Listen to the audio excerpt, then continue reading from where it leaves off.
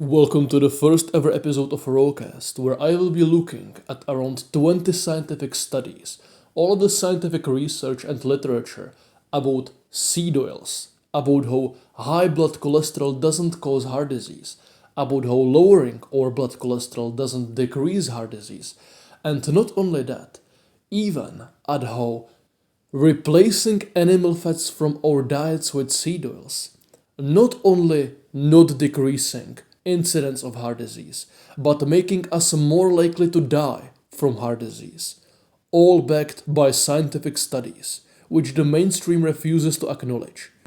And to show you I'm not bluffing, let's start with this study. Let's, for example, look at this controlled trial of a diet high in unsaturated fat for prevention of atherosclerotic complications. That's the title of the study. What were the findings of this study? You had two groups of people over 60 years old. One of them ate mostly animal fats, and one of them ate mostly seed oils. People in the seed oil group were dying more from all-cause mortality, despite the high animal fat group having twice as much heavy smokers in that group. Are you telling me seed oils are more harmful than smoking? Maybe. So, in the first half of the podcast, I will be talking about research, about the topics which I've already mentioned. Then, near the end, I will be talking about what did Agnes Wonderplanets, the founder or creator of the primal diet, say about seed oils. And in the end, I will explore studies which show us how consuming seed oils in breastfeeding mothers affects the babies of these mothers who consume seed oils. And spoiler, negatively. So, grab your glass with raw milk and make yourself warm. But I warn you, it's going to be a very long, technical, and boring podcast. So, you better do something in the background, I don't know, work, go on a hike, whatever. But we are going on a ride. With a particular diet that I use, which is all raw foods, I don't even cheat. All raw foods, I eat raw milk, lots of raw eggs, raw meats, chicken, fish, beef, lamb, all of them. It reversed all of my diseases. When I was about 30 years old, and I decided that I was just not going to live through it again because it was very painful. So I ate the raw meat to kill myself, and it did just the opposite. It invigorated me for the first time in my life. So, for starters, we have much more coronary heart disease than we did over 100 years ago. Doctors, when interviewed, tell publicly that younger and younger people are getting coronary heart disease. More and more people get coronary heart disease every year. It's just a complete epidemic. Way more heart disease than we had over 100 years ago. Now, compared to over 100 years ago, we eat nearly no animal fats and we eat a ton of seed oils. And that's all you need to know probably. Like, these claims, that's everything you need to know that obviously cholesterol and saturated fats don't cause heart disease and seed oils don't fix it at all since we consume fuck ton of them and we have more heart disease than when he consumed none of them. We consume no animal fats nearly and we have so much heart disease compared to the times when we ate a fuck ton of animal fat more than we do today. That's it, but because common sense is not enough anymore, then I will spend like an hour of this podcast literally talking about unnecessary scientific studies which prove seed oils to be bullshit and cholesterol to be completely harmless or beneficial even. So for starters, I claimed that people 100 years ago plus ate fuck ton of animal fats and no seed oils, basically, and had nearly no heart disease. Well, I didn't pull it out of my ass. It's not an assumption. You can literally test this theory by grabbing literally any cookbook from over 100 years ago. I can say, okay, any cookbook from over 100 years ago, and pretend that I literally picked a cookbook from over 100 years ago, and I will literally give you name of the cookbook. It's from 1895. It's the Baptist Ladies Cookbook. Choice and tested recipes contributed by the ladies of Mammoth, Illinois. And I didn't read this cookbook. I only listened to the Weston A. Price Foundation because their people read the cookbook. But this cookbook and basically every fucking cookbook from over 100 years ago contained recipes based on animal fats, high cholesterol foods, lard, butter, cream, all of that. A lot of red meat, a lot of fat, a lot of organs, a lot of oysters. Basically, a very rich diet, rich in animal fats and cholesterol. And literally no seed oils, no oils from a source which wasn't animal fat. They literally ate only animal fat and no plant oils. And I'm not even exaggerating. Of course, they had some olive oil here and there, maybe in Italian communities or something. But none of these recipes contain oil. Any recipes which contain oil, it is told in there, you can easily replace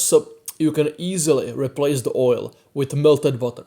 There was like in the cookbook which I told you the name of, there was literally one damn recipe which talked about using oils. Everywhere else, melted butter was substituted. There was so much fat in every damn recipe. There were like no vegetables at all in these. Any vegetable in any of these recipes was made into a fat, was put into some fatty sauce or fried in lard or something like that.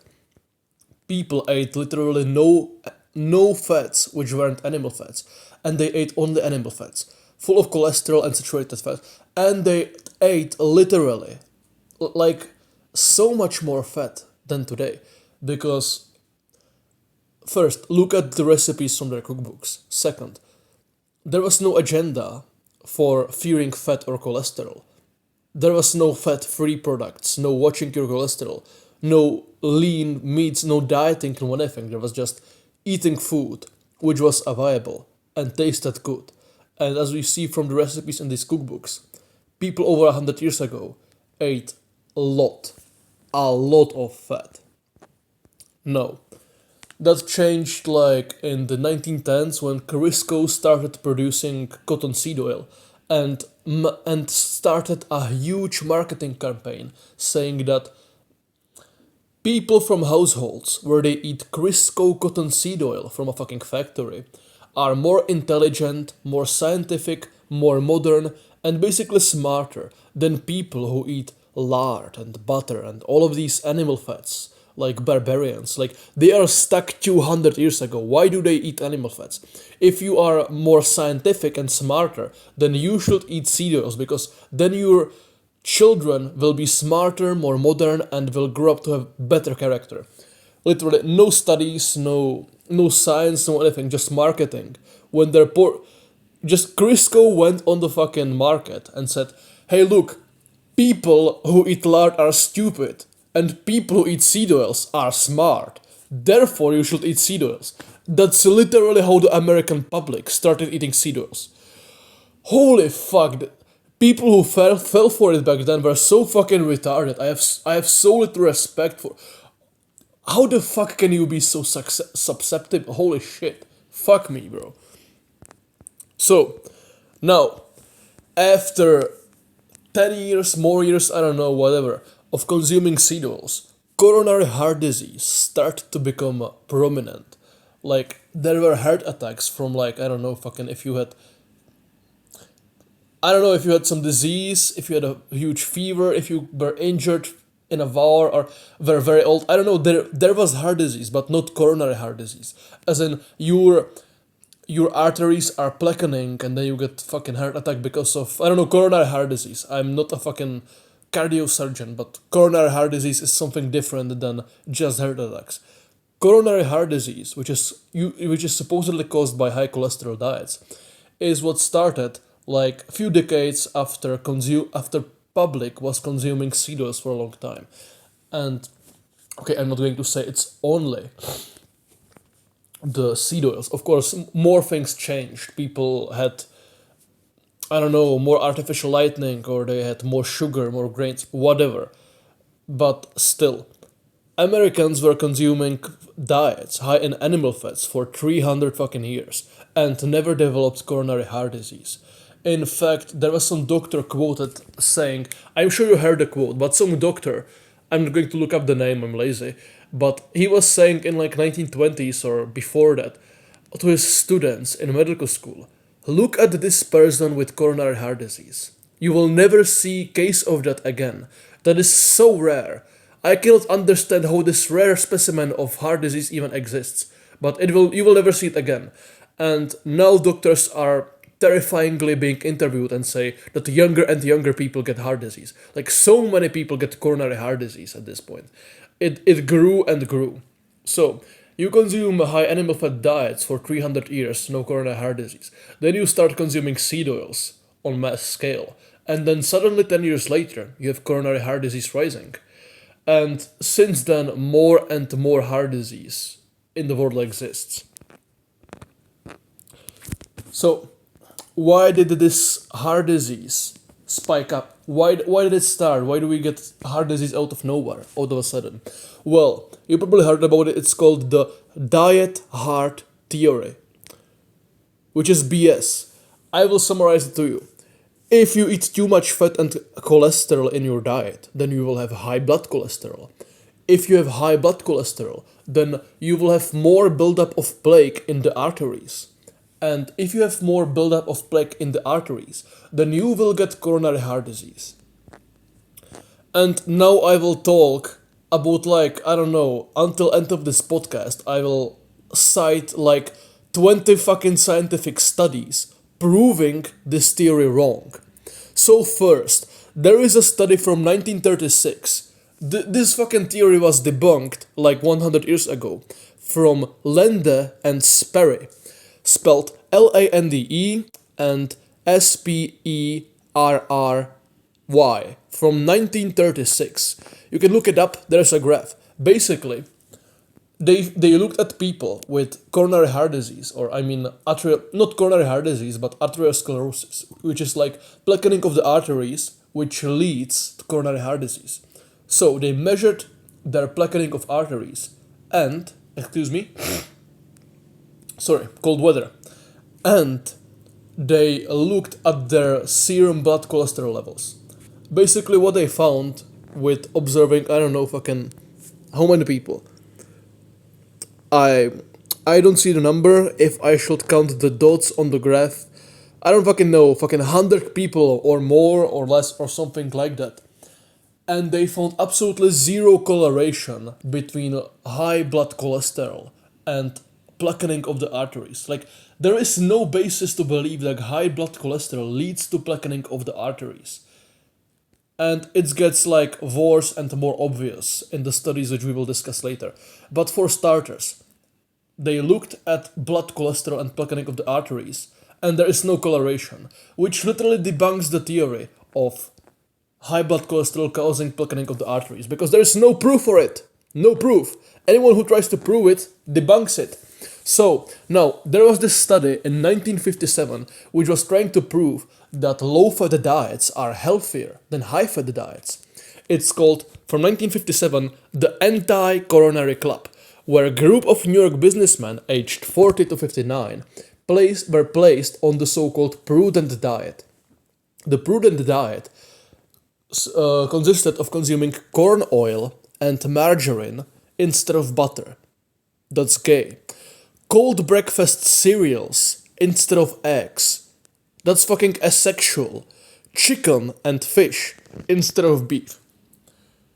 Okay, that's not so terrible. If you are into the primal diet, then you can, and you probably know that white meat can be actually healthy, but whatever. The main focus is replacing eggs with fucking cereals and butter with margarine and corn oil. So, then there was this other group which were the same age. They consumed eggs for breakfast and meat 3 times a day. The results from 1966, which is 9 years, The prudent dieters on the low cholesterol and low fat diet had much less blood cholesterol levels compared to the controls. Like, the people on the low fat diets had less bad cholesterol than the people who consumed eggs. Okay, but that proves that the low fat margarine diet is better because it lowers your cholesterol, so you have less chance of dying of heart disease, right? Fucking wrong. Surprising downside. 8 deaths. 8 people from the group who ate seed oils died from heart disease. How many people died from the meat and fat group? None. Fucking none. You have people consuming butter, eggs, and meat, and none of them die from heart disease in 9 years. And it's a study from 2,000 people. They were aged, how much did I say? It was 40 to 59. None of them died from heart disease. In the seed oil group, they had less blood cholesterol, and despite that, 8 of them died from heart disease. And unfortunately, I do not remember if they had more deaths from all-cause mortality, like other diseases or something like, I don't know, maybe. Let's say it's, if you look only at the heart disease deaths, seed oil group, more deaths from heart disease despite lower blood cholesterol. Bang. I could end the fucking video right here, but I'm going to continue for a fucking hour, because I don't fucking know what does society have for a sexual fetish to force us to eat cereals on absolutely no evidence. So I will just spit some game for 1 more hour to fucking debunk the claim of cereals being beneficial for us. So, what's next? Yeah, of course, they cancelled the study because, quote unquote, too much costs. Like, the study is too expensive. We should cancel it. We should discontinue it. It's really not about that we are getting literally the opposite results of what we expected to be getting. It's that, it's too expensive, but no, they basically cancelled the study because they found complete opposite of what they were trying to find. Now, for some reason, scientists continued to be very anxious and obviously unsuccessful to prove that replacing our centuries-old dietary customs with factory-made New Age slop is very beneficial for us. I will talk about the studies about where basically scientists, for some fucking reason, just had the complete urge to prove that seed oils are healthy for us. Hold on for a second. I have some technical issues. Hold on. Okay, let me continue. So, for some fucking reason, scientists and the society was just completely anxious to get us on seed oils and off animal fats. I have no clue why, but the amount of anxiety and urge and their neediness to get us off animal fats and on seed oils is just, it's disgusting. It's like fucking, I don't know what to say about it, but I will talk about the studies which manifested their urge later. Now, I will talk about some change in American politics from 1972 to 1973, where I have some fucking memos here. It says AHA, AMA, and NAS. I'm not American, I have no fucking clue what these mean, but some, I don't know, fucking authority figures in America, they basically, they went with this model that, I don't know how that manifests. Like, did they fucking have an official meeting or they changed? I don't know. But basically the consensus of American government or authorities or whatever was that our blood cholesterol is too high and that we should eat less cholesterol and less animal fats. It was incorporated that cholesterol should be measured in routine physical examinations and people in risk category for coronary heart disease should eat less cholesterol and more seed oils, despite the study trying to prove that seed oils are better than animal fats for coronary heart disease, proved that eating seed oils makes you more likely to die out of heart disease. Then still people who are likely to die from coronary heart disease were recommended to consume seed oils instead of animal fats because I don't know, fucking no scientific evidence at all. Society or authority figures just fucking pull it out of their ass. So then there was like this. They changed legal barriers for processed foods. I didn't write down the name, unfortunately, but it was like imitation food act or something like that. Basically, when you had food which is an imitation, like some fake cream or I don't know, fake something, then on the packaging it had to be written like, oh yeah, this food is just an imitation, which is bad for the marketing. Or they had to fucking add like vitamin A, vitamin K, and whatever. Like, let's say there was cream and that had some minerals and vitamins in it. If you sold cream which was fake, then you would need to either add vitamins and stuff like that to the food to make the nutritional profile of the imitation food similar to the food which you were imitating, or you had to write on the packaging, this is imitation food, this is fucking fake, don't even buy it. Basically, they got rid of this act so people could just sell processed foods without Americans noticing. So now you can just go and buy fucking seed oil cream or stuff like that, whatever.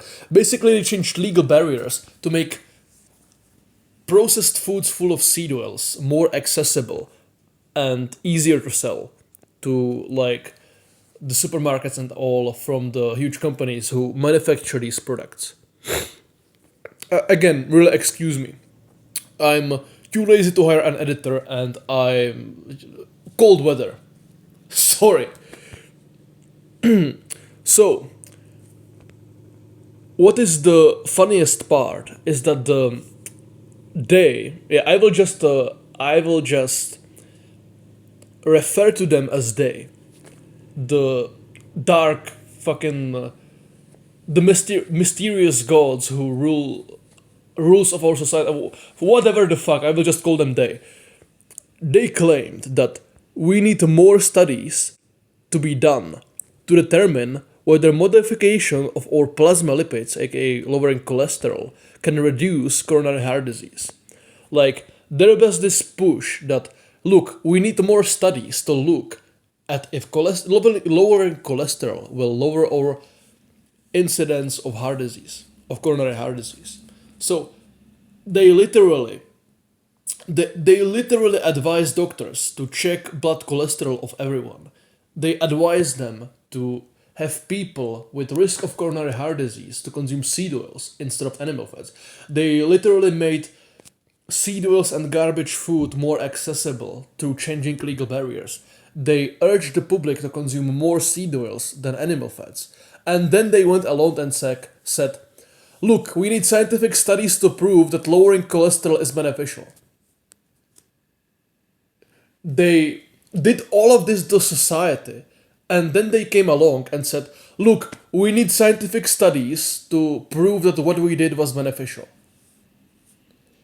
They didn't have scientific studies which proven that anything like this will be beneficial. They just made shit up, and then they went along and said, look, we need scientific studies. Like, what the fuck? How? How? That's just so comical. Like, they didn't have scientific studies to back any of this up. What the hell, man? Look, bro, hey, look, we need to completely change our whole society's dietary customs, okay? Yet we need more studies to even prove that what we are doing or trying to do is in any way beneficial. We don't know, we just guess. It's obvious that the American government or whatever, or they, didn't have our best interests in mind. They just went with some fucking arbitrary model and then let's move on. let's look at some of these studies which they so badly needed. Like, they called for more research. So now we got some more research trying to prove that cholesterol is bad for us.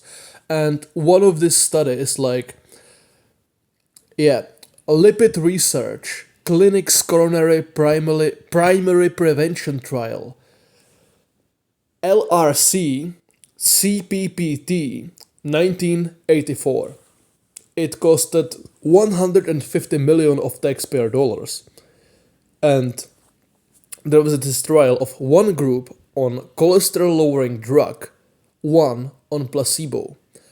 And on the diet is that all subjects were on low cholesterol, low saturated fat diet. The results, researchers claimed group taking drugs had 17% reduction in rate of coronary heart disease. Independent researchers, though, found no differences in coronary heart disease between drug and placebo users. Who were these independent researchers? It was, I don't remember the name, but it was someone from the Western A Prize Foundation who looked at the studies. The claim was that average cholesterol reduction was 8.5%. And sorry. The average cholesterol reduction was 8.5%, yeah, and it led to oft-repeated statement by Rifkind sorry, I just lost myself. Yeah, sorry, I'm looking at fucking studies which I didn't read before. Sorry. Yeah, so the claim was for 1% reduction in cholesterol, we can expect a 2% reduction in coronary heart disease events. That was claimed. Now, yes, sir, I completely lost the trail here, and whatever the fuck.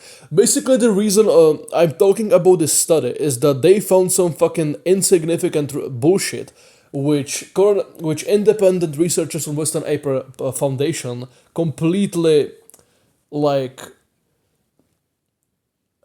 not debunked, but like, basically, fuck the study. The reason I'm talking about this study is that there were side effects. Group which took cholesterol-lowering drugs had more deaths from cancer, stroke, violence, and suicide. So let's assume these people had less heart disease. Though they didn't, because there are more studies about cholesterol-lowering drugs which prove it has no effect or negative effect. Now, let's assume this study actually proven that taking cholesterol-lowering drugs decreased heart disease incidence by fucking several percent. Okay, that's cool. But then these people were more likely to die from stroke, violence, suicide, and cancer. Yeah, what a trade-off, man. Now, the media obviously portrayed like this study like the holy grail, like, look, lowering cholesterol lowers your chance of dying of heart disease. Whatever, let's look at the next study. Now we have the Framingham study. I will read a quote from William Castelli, the director of the Framingham study. In Framingham, Massachusetts, the more saturated fat, which is animal fat, 1/8, the more cholesterol, 1/8, the more calories, 1/8, the lower people's blood serum cholesterol. So basically you eat bunch of cholesterol and animal fats and you have less blood cholesterol. Then we found that the people who ate the most cholesterol, ate the most saturated fat, ate the most calories, weighed the least, and were the most physically active. That's a quote. And it makes sense because saturated animal fats, obviously, I will talk about it later, but saturated animal fats make you produce basically all hormones. You'll have better hormonal balance and obviously have more testosterone, which will make you lose fat, gain more muscle, be more physically active.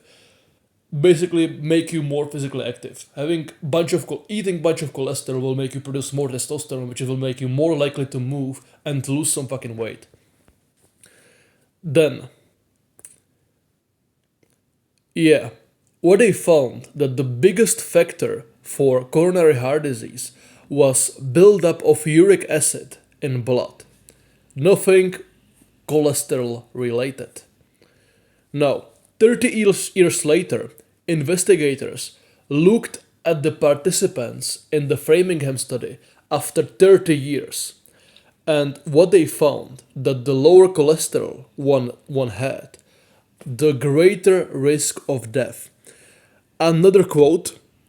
Unfortunately, I don't have the name of the one who took the note, who did the quote, or maybe it's just taken from the study itself. I don't know, but let me read it. It's for one, no, for each 1% of milligrams per deciliter drop of cholesterol, there was an 11% increase in coronary and total mortality. So 30 years later, after Framingham study, and they revisited it, they found that the less blood cholesterol you had, the more heart disease and all-cause mortality you have. Bang, bang, epic. That's like nail to the coffin to the idea of high blood cholesterol causing heart disease, because again they found the opposite. Similarly to the anti-coronary club. Like if you look at people with high or low blood cholesterol, and then you look at the heart disease incidence in these groups, then you find this kind of a result. And I have more studies which look at that and show similar results. The previous study, where they took people who had low cholesterol diets in both groups, and one took placebo, other took some drug, and then you have few percent increase, decrease in whatever. Fuck that. Change people's diets and then look at the results. Don't just feed people with shit diets drugs and placebo drugs. That's not how you make a study. Another study is from Ansel Keys. You probably heard about it. It's called the 6 Countries Study, where he looked at countries which consumed less or more animal fat. Like, the point of this study was to show, look, countries which eat the least animal fat have the least heart disease incidence, and countries which eat the most animal fat have the highest heart disease incidence. And there's a graph of like 6 countries with Japan at the top, like least heart disease deaths and least animal fats. And at the end, you have like US with the most animal fats consumed and the most heart attacks. It's like, it completely aligns. Like each country has more deaths and more saturated fat intake at the same time. So it just shows 6 countries, and yeah, the more fat they eat, the more there is heart disease in these countries, like coronary heart disease deaths. And it looks so fucking convincing. And the media obviously blew it out of the fucking proportion. Like, look, countries with more saturated animal fats have more heart attacks, and vice versa. But yeah, I would have nothing to say on this study because the graph is incredibly convincing. But the problem is that he looked at like fucking 50 countries, and he put 6 countries in the final graph of the study. Like, if you took all the countries which he found in the study, which he looked at, and put it on the graph, which Weston A. Price funded. Fuck me, I cannot talk. Sorry, not my native language. I'm Czech. If you look at the graph with all of the countries which he visited and he looked at, and such graph has been done by the Weston Price Foundation, then you see a graph where saturated animal fat intake and coronary heart disease deaths absolutely do not correlate. There are countries with high animal fat intake and absolutely no heart disease deaths, or countries with very high saturated fat intake and very moderate or low heart disease mortality. And there are you basically understand Ansel Keys left out like 40 fucking countries out of his study and only used like 6 of them, which aligned with his agenda, and he completely ignored the vast majority of the data in the study. So he could make a point which he wanted to. He completely cherry-picked evidence. Like, that's not like cherry-picking, like, oh yeah, I like these results more than the... He literally fucking picked 6 countries out of like 40 or 50 countries which he looked at. That's like... That's beyond cherry-picking. That's crazy. But obviously he wasn't called out. And the society just went with this 6-country study. What's next? Yeah, there is a similar study which actually looked at the same thing, coronary heart disease incidence and saturated animal fat intake, but more sincerely, and included way more of these countries in the graph. And it was called the Monica study. You can look it up. The Monica study, it's Monica. And similar results, basically, showing that saturated animal fat intake isn't actually correlated in those countries of the world with coronary heart disease incidence.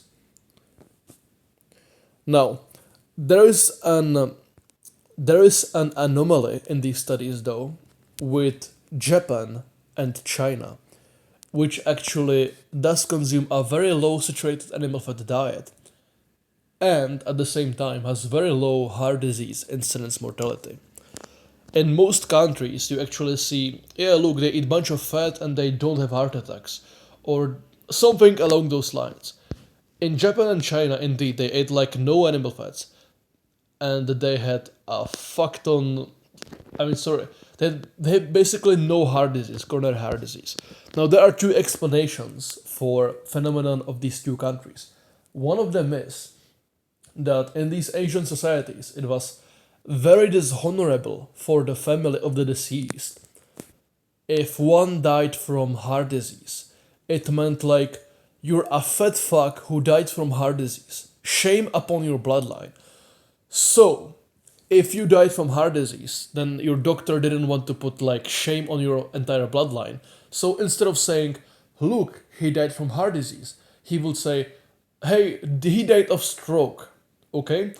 So this is one argument which I've heard from the Western Price Foundation, which tries to explain why the data about coronary heart disease incidence and death rates from China and basically Asia isn't that trustworthy. But maybe it is. Maybe it's true that they had actually no heart disease. Because first, obviously I wasn't fucking there, but maybe they ate less seed oils. Or maybe it's because of these societies, they consume a fuck ton of raw meat. Like, cold weather. They consume a lot of raw fish, a lot of seafood, a lot of red meat. A lot of meat. Even though they don't eat that much fat, they consume a lot of meat. And a lot of raw meat. And that could be maybe why they had less incidence of heart disease deaths.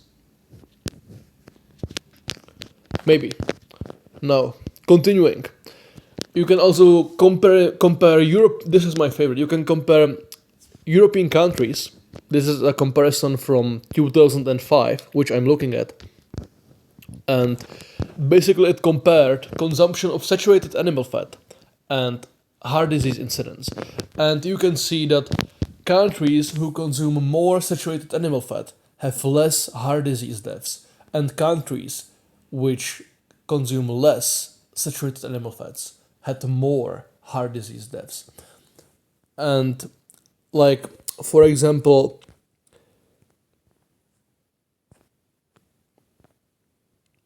I'm trying to decipher it.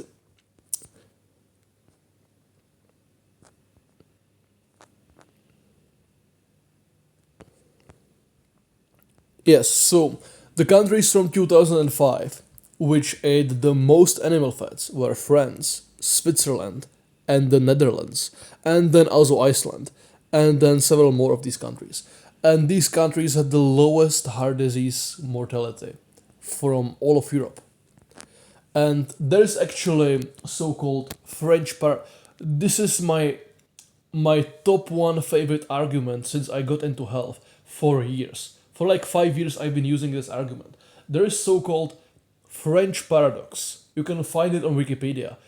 French paradox means that in France, they eat fuck ton of saturated animal fats, and despite that, they have very low incidence of heart disease. That's one thing. Though it's not just the French paradox. Then you have Switzerland, Iceland, and these other countries, which have the same thing basically. But what is my favorite thing is the Israeli paradox. The Israeli paradox says that in Israel, they eat very, very little saturated animal fats. And yet, they have a very high incidence of mortality from coronary heart disease. So, you have these two paradoxes, French and Israeli paradox. French paradox is they eat fuck ton of fat, no heart disease. Israeli paradox is they eat no fat, fuck ton of heart disease.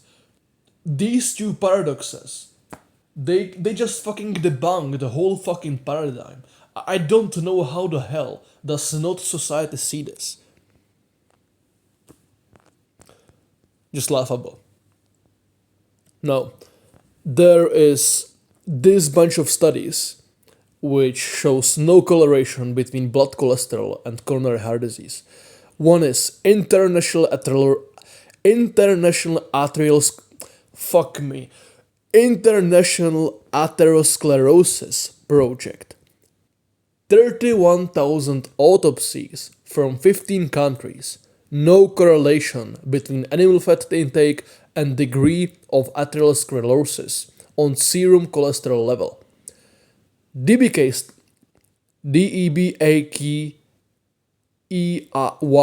study.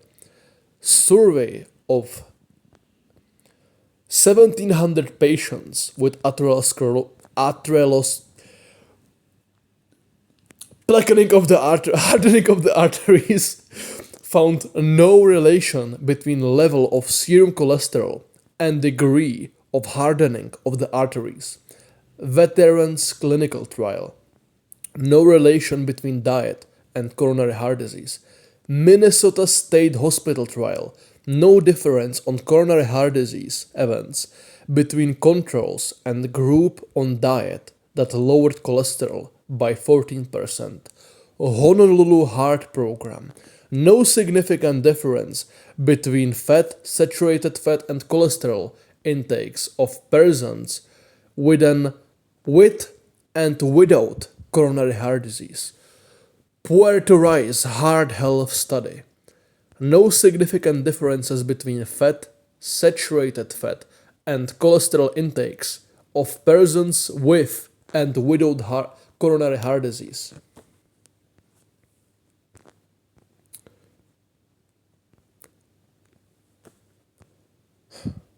Now, more. And this is a funny one. It's from the British Medical Journal, Volume 1, number NO5449, June 12, 1965. I don't remember how the fuck did I find this random clip from some fucking journal, but you can look it up. I will read a passage from this journal. It's in 1965, or it's talking about I don't know, let me just read it. In 1965, the British Medical Journal published another study that involved patients who already had heart attacks. One group consumed corn oil, and another group olive oil, and the third group ate saturated animal fats. After 2 years, the corn oil group had 30% lower cholesterol, but only 52% of these people remained alive. The olive oil group fared better, with 57% of people remaining alive. But the group, which ate saturated animal fat, had 75% of people still alive. So, consume seed oils, you are more likely to die of a people who had coronary heart disease and heart attacks. When they put them on seed oils, they die more often than when they put them on saturated animal fats. Bang! Another thing. Minnesota coronary survey. This is like the fucking best. This is the biggest thing on my fucking podcast today. This is the heavyweight champion of the studies about seed oils being completely fucking worthless, if not worse. Basically, over 9,000 people were living in some kind of facility and they were fed identical meals for 5 years. Expect the difference between groups in these with these 9,000 people is that despite having identical meals, they either had animal fats or seed oils in these meals. Like every ingredient in these meals will be the same. The only difference will be source of fat, if it's seed oils or animal fats. Otherwise, everything else was the same. Now, in the seed oil group, obviously, they had lower blood cholesterol levels. Congratulations. But people in that group were not living longer. In fact, in the group where they were eating seed oils, people over 65 were dying way more often than in the group where they ate animal fats. The study was never made public originally, and researchers only began looking at it for the data in 2011, and eventually they found the data of this study literally in the fucking basement of the guy who made it, thanks to sons of this guy, because the guy died and they were looking for the data and they found the data in fucking basement of the sons who owned the house of the guy who made the study. 9,000 fucking people with the same diets, only difference were seed oils versus animal fats, and the people in group with seed oils were dying more often. And then the data just gets lost in a fucking basement. How convenient. I even seen some article which talked about it. It was like the study which could have changed the American diet forever. Like, if the data was not lost from this study, then whole fucking American society wouldn't have people whose brains are entirely made of seed oils today if the data wasn't lost. Like, I don't fucking know why. Well, I actually know why. It's that the society is run by people who hate us and want to make us into cattle, who don't care about science and any science which just shows what they are doing to us in order to harm us, showing that it actually harms us. That any of that science is suppressed or lost in a fucking basement. And any science which would hint on the harm being done to us as being in any way healthy or beneficial, any science like that is blown out of the fucking proportion by the media. Like, look, what we are doing is healthy, let's do more of it. But when you have science which literally shows the opposite, no one fucking hears about it. Like, the implications of such studies which I'm talking about today, the implications are so fucking huge. But people just don't care. It's in the fucking background. Some guy with a podcast or some people in some fucking Western A Prize Foundation can talk about it. Someone just mentions it. No one cares. The whole government, the whole fucking medical system, it just goes the other way.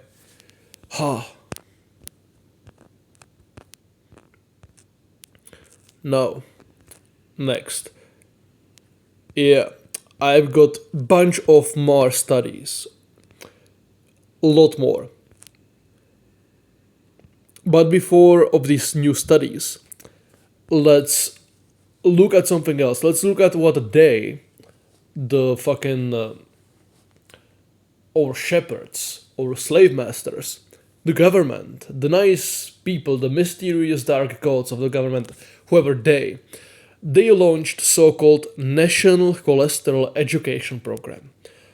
Launching, announced at Consensus Conference. Actually began a year before. I don't know what the fuck did I just read, sorry. Launching announced at Consensus Conference. Actually began a year before. No clue. Stated goal. Change physicians like doctors' attitudes. Aimed at physicians. Large physician... The data and the memos which I saved are completely fucking worthless. Why am I even reading them? Pharmaceuticals, blah blah blah. Diet recommendations, of course. Reduce cholesterol and saturated fat. Use margarine instead of butter. Tell that to every fucking doctor so we can tell that to every fucking patient. Despite there being absolutely zero studies showing it to be in any way beneficial. And any study looking at something like this shows that it's actually harmful to you. Any study which shows it's harmful and is big in any way, then their data gets lost in a fucking basement. Despite all of existing research, for some unknown reason, our society was made to consume seed oils on a mass scale instead of animal fat. And I have no fucking clue why. Either they make a lot of money from seed oils, which is possible, because like, if you're a government or someone who's making laws and you want to make money, then you are more likely to make money if you cooperate with like fucking companies which sell seed oils, manufacture margarine, and create processed food in like factories and sell it en masse to supermarkets and stuff like that. You are going to make way lot more money by cooperating with such people than if you cooperate with fucking farmer next door who will butcher a pig and sell you lard, or will try to sell you raw butter from like there is not a lot of money to be made from cooperating with fucking small farmers and supporting saturated animal fat intake in population. Yeah, and anyway, I don't have it in my notes, but I remember that Procter and Gamble, the people who made Crisco, the first seed oils, they literally paid like something like millions of dollars, or equivalent, which would be comparable to millions of dollars today in today's money, to American Heart Association to say that seed oils are healthy, despite there being no research to back it up. So yeah, Procter and Gamble bribed American Heart Association to shelve for seed oils. Now when you see this thing happening with the government completely shilling for margarine and seed oils, it's obvious that there can be some financial benefit from them doing so. Though maybe it's not even for the financial benefit. Maybe it's because they want us dumb and... I don't know, they want us to die sooner. Like, you've seen that if you put someone with cardiovascular coronary heart disease on seed oils, then they will die sooner. They are more likely to die. Maybe it's some sort of eugenics program. Like, look, these people had coronary heart disease. They are in the risk category. You should put them on seed oils instead of animal fats. So they are even more likely to die from coronary heart disease. You know what, I think this is the main point. It's literally eugenics. They tell people who are sick and have heart disease to do something which makes them die sooner. Maybe it is on purpose to make sick and weak people die off sooner. Maybe not. I'm not saying it is that way. I'm saying I wouldn't be absolutely surprised if it was that way. Now, what did the independent researchers say about this theory of high blood cholesterol causing heart disease and all of these changes in our society done because of it? The guy from... not the guy, different guy than the ones whose quote I read before, but like George Mann with two N's, a formerly associate director with of the Framingham study, which I talked about before, then he said, the diet hard hypothesis has been repeatedly shown to be wrong, and yet, for complicated reasons of pride, profit, and prejudice, and in my opinion, eugenics, the hypothesis continues to be exploited by scientists, fundraising enterprises, food companies, and even governmental agencies. The public is being deceived by the greatest health scam of the century. Now, another quote from Michael Gurr with two R's, author of Definitive Lipid Biochemistry textbook, said, whatever causes coronary heart disease, it is not primarily a high intake of saturated fatty acids. Yeah, but who cares about researchers? Let's see what do the government agencies who have more or best interests at heart and are bribed by Procter and Gamble and other. What do they say? You know what? Forget the fucking scientific studies. Let's listen to what the government says. Even though what the government says is literally the polar opposite of what the studies say. You know what? It's not trust the science anymore. It's trust the government, despite the government contradicting science. That's the best fucking thing to do. Now, I have a graph here. US dietary fat intake, and yeah, in 1909 versus 1985, consumption of like butter, consumption of butter dropped in like, it's like 20 to like 25%. Like, not even that. Like, we eat like not we, Americans in 1985 ate like fifth of the butter which they ate in 1909. With lard, they ate like seventh of that which they ate before. And of margarine, they ate like, I don't know, 5 times that much. And seed oils. Now, how much seed oils were Americans consuming in 1985 compared to 1909? It's literally like 20 times that much. Americans consumed like 20 times more oils, seed oils. Not fucking 30 times. Holy fuck. Way more seed oils than they were in 1909. And the coronary heart disease incidence in 1909, where it was almost non-existent, when we consumed so much more butter and almost non-existent amount of oils and margarine. The coronary heart disease incidence was almost non-existent compared to 1985, when it was much fucking higher. When at the same time, people were consuming almost no animal fat. And were consuming like 20 to 30 times that much seed oils and margarine, which are told to prevent heart disease. Like, again, how stupid does the gullible public, these sheep around us, have to be to believe that cholesterol or animal fats cause heart disease? The point just needs to be repeated over and over again. Like, people need to be fucking, how do you say it, with a rope? Okay, I don't know about the word with a rope, let's say chain. They need to be chained to a fucking chair, and they need to hear this point 20 fucking times in a row forever until they grow their brain back or something. Grow their brain back or something. In 1909, almost no existent heart disease and incredible amount of saturated fat consumption, and almost no consumption of seed oils or margarine.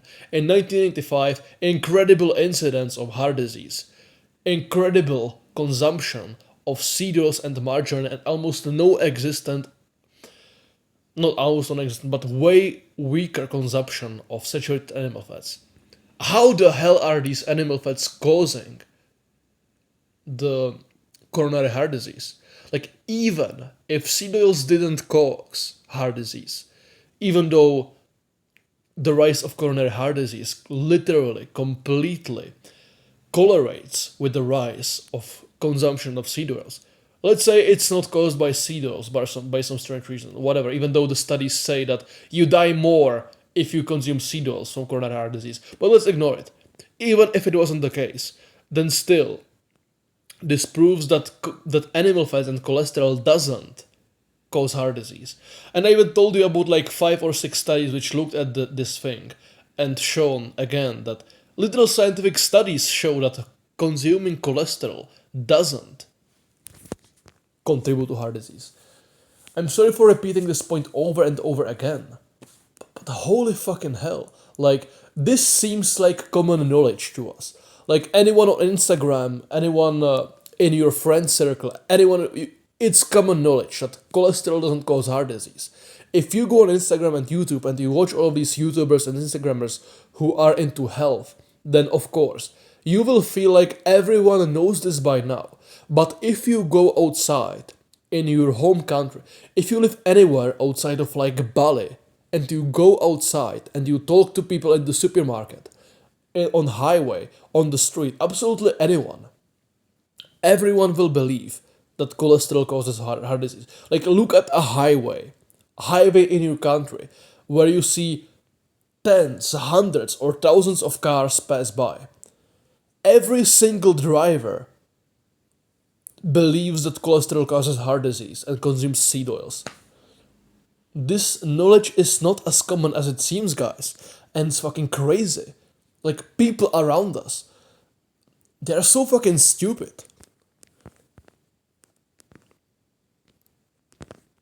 Now, another thing. How do you make saturated animal fat? Well, you take an animal and you eat it, or you take cream and you vigorously shake it until you have butter. How do you make seed oils?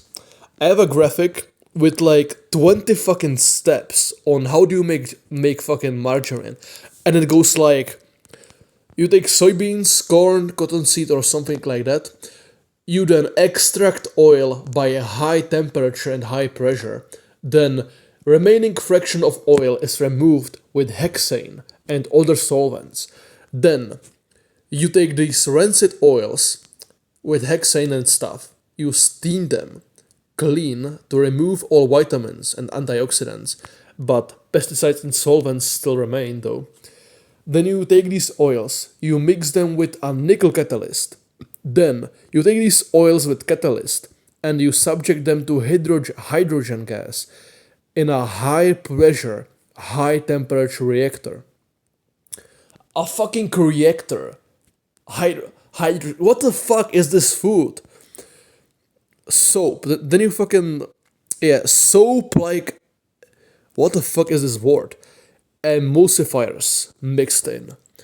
Then you steam, clean it again to remove the horrible odor. Then you have grey color removed by bleaching. Then you have artificial flavors and synthetic vitamins and natural color added. Then you take this mixture and you package it in Blockster tubs. And then you advertise it and promote margarine as a health food. Yeah, whatever. 20 fucking steps, you need a factory, you need hydrogen, you need reactor, you need hexane, you need all of this fucking industrial machinery to make a seed oil. Holy fucking shit. How do people believe that this thing is healthier than taking cream and shaking it in a mason jar until it becomes butter? Holy hell. Like, people don't even know about these steps, obviously. They don't even know how seed oils are made. They don't know you need a fucking high pressure reactor, hydrogen, whatever the fuck. They just go into a store and it's on the shelf. That's it. You just go into a store, it's on the shelf. It's healthy. Like you go to the store, the butter is on the shelf, the seed oil is on a shelf. There is basically no difference. They are the same food. They are in the shelf. I have no clue how did it go there. It's just there, yeah, whatever. People are so ignorant. Now, let's look a bit more about cholesterol. Did you know that all of our hormones are actually made out of cholesterol? Like, testosterone is made out of cholesterol. Progesterone is made out of cholesterol. Then hormones, which I will do a very bad job at pronouncing their names, like pregnenolone, preg- pregnenolone, adrenosterone. You get the fucking point. Basically, every fucking hormone is made out of cholesterol, and our body is continually producing our own cholesterol, so we can make hormones from it. Consuming more dietary cholesterol aids us because then we don't need to produce as much cholesterol ourselves if we consume cholesterol as well. But the main point to take in mind here is that our testosterone and sexual hormones are made out of cholesterol. If you lower someone's cholesterol, bang, they will have lower testosterone and will be more obedient, more unhealthy, more of a pussy, basically. There was even this study which I forgot to put into this graph, but it was about low-fat diets causing low testosterone in males. You can probably look it up. It's like if you look at Google, like low-fat diets correlated with low testosterone or something, you will probably find a study talking about that.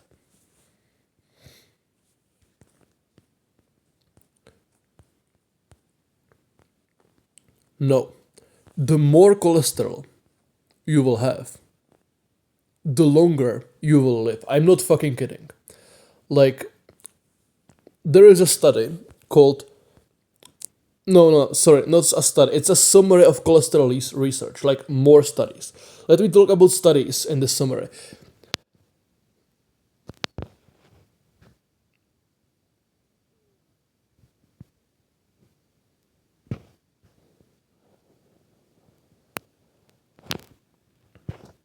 Okay, I'm trying to look. I'm trying to look at a specific study or a name of the specific study, but here are some sources.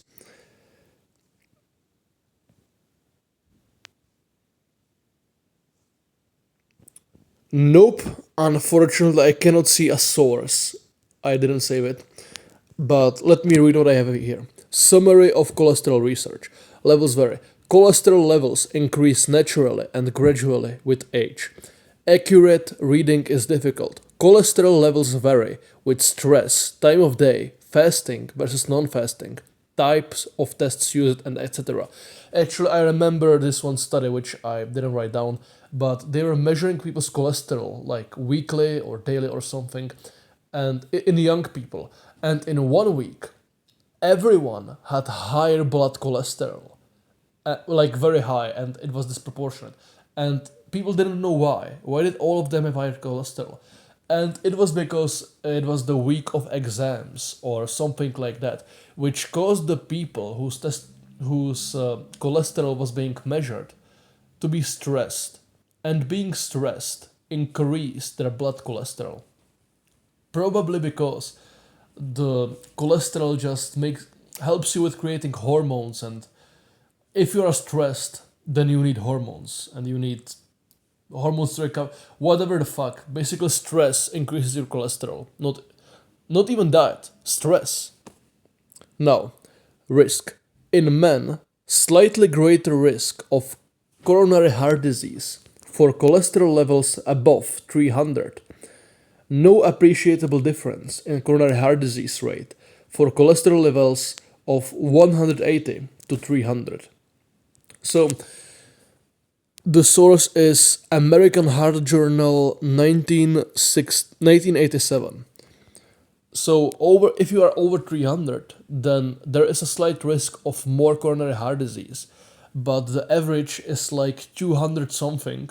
So it's nonsense to lower the blood cholesterol of the whole society because of a small risk group which is over 300. Like almost no one has over 300. like most of society has around 200, less, a bit more. No. Yeah, this is the juicy part. Women and the elderly. In women and in the elderly, no appreciable difference in coronary heart disease rate for any level of cholesterol. In fact, for women of all ages and the elderly of both sexes, higher cholesterol is associated with a longer lifespan. Circulation 86. Fuck.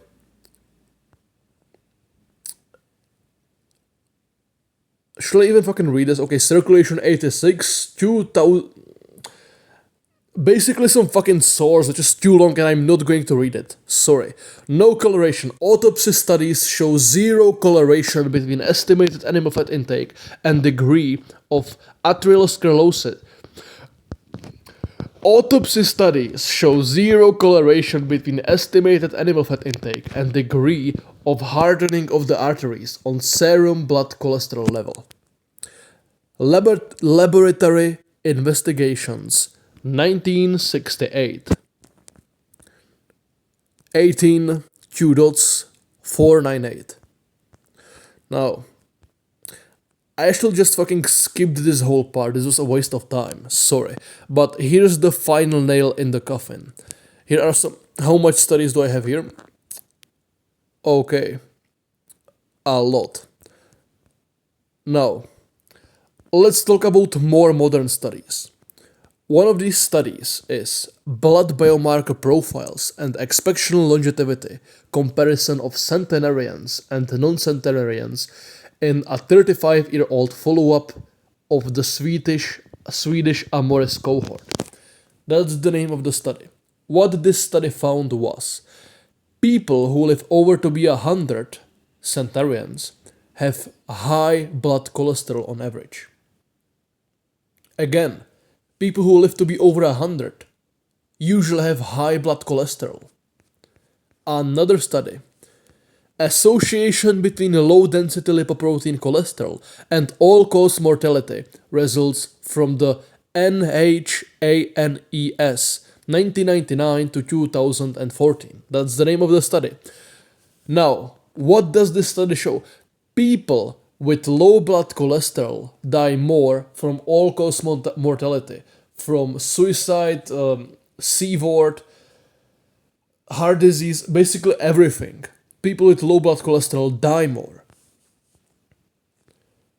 In contrary, obviously people with higher blood cholesterol live longer. Another study, association of lipoprotein levels with mortality in subjects aged 50 plus without previous diabetes or cardiovascular disease.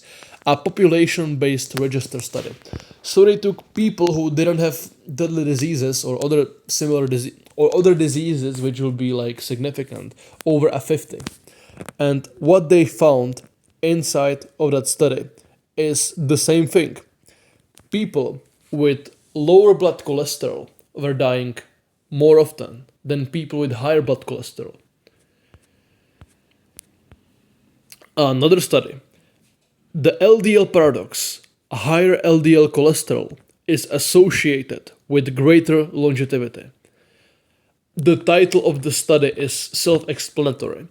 And then the complete nail in the coffin of cholesterol causing heart disease and lowering blood cholesterol being in any way healthy is this study. Statins use and coronary artery plaque composition results from the International Multi-Center Confirm Registry. What does this study find? Using statins, which is the cholesterol lowering drug, using statins to lower your blood cholesterol if you have atherosclerosis, if you have plaquening of the arteries, if you use statins to lower cholesterol, the plaquening of the arteries becomes worse. You have build-up of plaque in your arteries, and you believe it's caused by high blood cholesterol. This study found that if you take statins to lower your blood cholesterol, then the blackening becomes worse. You take statins to improve the condition of blackening of the arteries, but it literally makes it worse. It literally does, statins literally do the opposite of what you are taking them for. That's like doctor tells you, look, if you take this drug, you will be less likely to die. You take the drug and you become more likely to die. Take this drug to have lower blackening of the arteries and you have stronger blackening of the arteries. Statins are a drug which is so huge that if you removed statins from the US economy, then USA would literally fall in an economic collapse if you removed statins from the society. Like, so many people take statins. So many people, like, all over the fucking world, people, they take statins for their cholesterol. And it literally does the opposite of what statins are claimed to do. And that's scientifically proven with fucking scientific studies. And people still take it, and no doctor knows it. Like, what the fuck? Are we living in fucking Truman Show? Are we living in... Did you see the movie Idiocracy? That's where we fucking live. Holy shit. This is scary. How gullible the public is.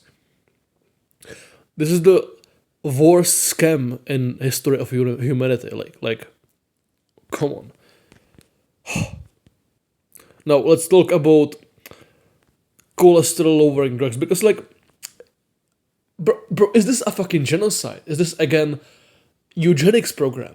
Like, you take someone who is sick, who has blackening of the arteries. Obviously, he's a sick person living an unhealthy lifestyle, who completely destroys their health. Just basically a sick, incompetent piece. Well, then you give them statins, and their disease becomes even worse, and they are more likely to die. Again, I think this is eugenics. Like, you take the people who are sick, and you give them drugs, which makes them even sicker, and they die sooner. This is probably like some survival of the fittest eugenics thing for, like, overpopulation. Something like that, I don't know. Sorry, cold weather. No. Cholesterol-lowering drugs. Statins. Again, this is one of these big memos which, when I read them, I get fucking lost. So I'm going to browse over it to look if I should even bother reading it. Okay, so statins. What statins do is that they don't literally lower your cholesterol. They take some enzyme inside of your body, which is called HMG-CoA reductase. And they make this enzyme not work. And because this enzyme doesn't work, your body then cannot create cholesterol. Like, you're not even, like, reducing your intake of dietary cholesterol. You have your body, which creates its own cholesterol as much as it wants.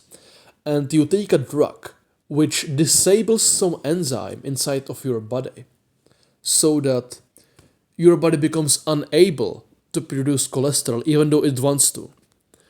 That's like if you took a drug which made you unable to produce sperm, even though your body would want to produce them. That's like the level. And you don't just lower your cholesterol, you disable this enzyme. And this enzyme doesn't exist in your body only to produce cholesterol. You also use that enzyme to produce other hormones, obviously you use cholesterol to produce other hormones. So disabling cholesterol fucks up your other hormones as well. But yeah, you basically disable some fucking enzyme, and you just, yeah, whatever, you just ignore it. Like, you disable your body's function to do something which it wants to, which makes it unable to produce cholesterol. It obviously does more than just makes you unable to produce cholesterol. I don't know in detail about the other things which it does, but lowering your cholesterol in itself, as I told you, with people who have lower cholesterol dying more often, people with lower cholesterol having less testosterone and worse hormones, it's just nonsense to lower your cholesterol.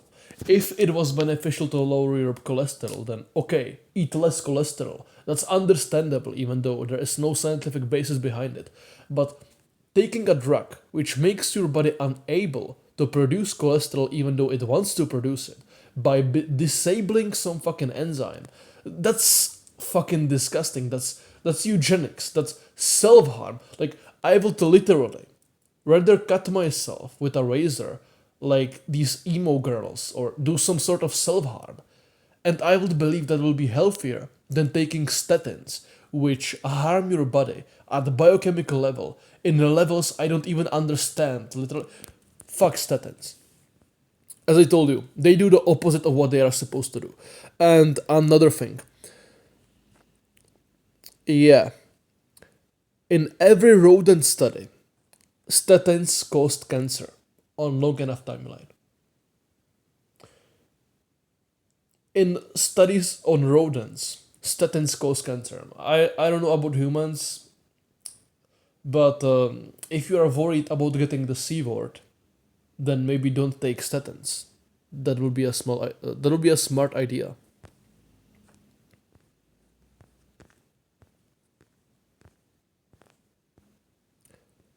Now, it gets way deeper. This was the science, but if you listen this far, then I'm really surprised, honestly. But let's talk about more than just science. Let's talk about what did Aegon's Wonder Planets say about seed oils. Now, I have no scientific studies to actually back this up, unlike the previous claims, where I literally cited scientific studies for every claim. So here you can take this with a grain of salt. But Aegon's Wonder Planets claim that our lymphatic system is meant to transport nutrients around our entire body. Blood is only supposed to carry oxygen and CO2, according to him, and not to carry around nutrients in our entire body like it does. All of our nutrients are meant to be supplied to our body by our lymphatic system, not by our blood. But our lymphatic system is blocked, supposedly, by plastic-like hydrogenated seed oils which have hardened inside of our bodies. Like, for example, herbivores are adapted to consuming vegetation and have average body temperatures of over 38 degrees Celsius, which keep vegetable oils liquid inside their bodies. But in our bodies, with average temperature of 36.5 degrees Celsius, seed oils, let alone factory-made lab experiments with molecular structure similar to plastic, harden and block our lymphatic system. Because our lymphatic system, which is meant to carry around nutrients around our entire body, is blocked by seed oils, our blood has to do the job, and our blood carries nutrients all around our body. According to Aegon's Wonder Planets, because of this, we only have like 1/3 of the energy that we are supposed to, and we sleep over twice as long as we are supposed to. He developed. Okay, I'm going to be honest. I'm not going to be like talking. I'm going to be reading what I wrote down. That's if I sound artificial, it's because I'm reading. But listen up. He developed a very difficult protocol to melt and release those hardened hydrogenated vegetable oils from the lymphatic system.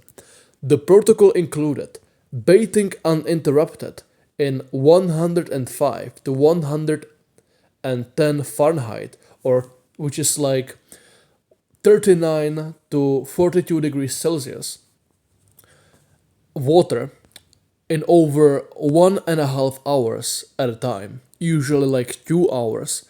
But if you can, even 4 hours at a time in water, again 105 to 110 or 39 to 42 degrees, 2 to 4 hours at a time. And this included, of course, sleeping in a hot 4 hours. If you are that long in the bath, then you might as well just you can sleep in the bath, but you cannot do it in like a bathtub because you constantly lose temperature and you need to refill it with warm water. You need to do this in like a hot tub where you can sleep and the temperature becomes it stays constant in the degrees which I told you about. Because if it gets colder, then you are no longer melting the hydrogenated vegetable oils, which are blocking your lymphatic system. Now, this protocol includes pauses for cold water immersion every 30 minutes, because obviously it sounds like, oh yeah, 39 degrees to 42 degrees for 2 hours. Yeah, cool, whatever.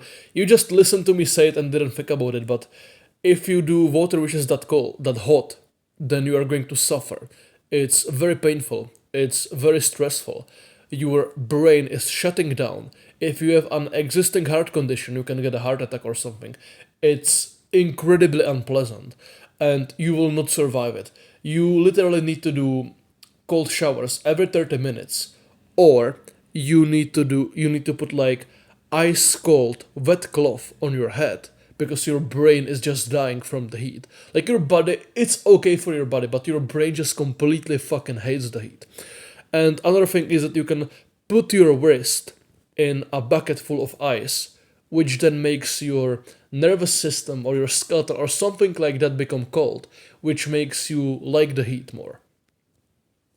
It includes things like that to cool yourself down. Then also during this protocol, you consume raw unsalted cheese, Aegina style, raw milk, and other beverages inside of the hot bath, inside of the bathtub or hot tub, to help absorb toxins that your body is going to be releasing, because you are going to be sweating a lot. You are going to have a bunch of processes go around inside your body. And if you consume like some raw milk, some raw fats, some apple cider vinegar, stuff like that, then it will help you like neutralize and absorb some of the toxins that your body is just throwing around everywhere. Like you are sweating, yeah, but it makes sense that you are going to get something inside your stomach, or throwing some things inside of your stomach. It can help some way. I don't understand exactly how biochemically, but yeah, it's included in doing this protocol. So you cool yourself down, you drink something so you don't die from dehydration, and you are in this very hot water for prolonged periods of time. So you sweat a lot. Then you also put like apple cider vinegar, sea salt, and raw milk inside of the bath to, for one, neutralize the toxins which are in the tap water in which you are bathing, and for second, to neutralize the toxins that you are going to be sweating out, which are going to be getting into the water. Also, whenever I do it, I literally have like some kind of dirt leave my body. Like I'm clean, I can shower before it. There is no dirt, no nothing in the bathtub after me. But when I do this prolonged hot bath, I literally see like gray pieces of metal or basically some garbage leaving my butt in the bathtub, and I think it's like something leaving my body. Like maybe it's leftovers of apple cider vinegar. I don't know, but or maybe it's like the salt. I'm not sure, but like there is a similar protocol with firefighters who breathe in heavy metals and the garbage from all of the smoke when they are breathing in like basically metals, burning plastic, whatever, firefighters. They do infrared saunas and they have like white, how do you call it, towels underneath them. And after they leave the saunas after like an hour, and they sweat over the white towel, they literally can see like gray garbage on like gray coloring on their white towels because they are sweating out heavy metals. I've told with people who go into saunas and say that that doesn't happen. I don't know why. Maybe it's because infrared saunas heat your body up not only on the surface like regular sauna, but that infrared saunas can like go deeper into your tissue and heat you up deep in your tissues, which makes you then sweat out heavy metals more or something. And Varis Ahmad talked about it in an interview, and he talked about far infrared saunas will microwave you and are EMF machines, which you shouldn't do, but near infrared saunas can like help you detox all this garbage outside. And hot baths, obviously, they also heat you up deep within your tissues, not only on the surface. I don't know, I just feel like there is some garbage leaving my body, which could be like observable in these hot baths.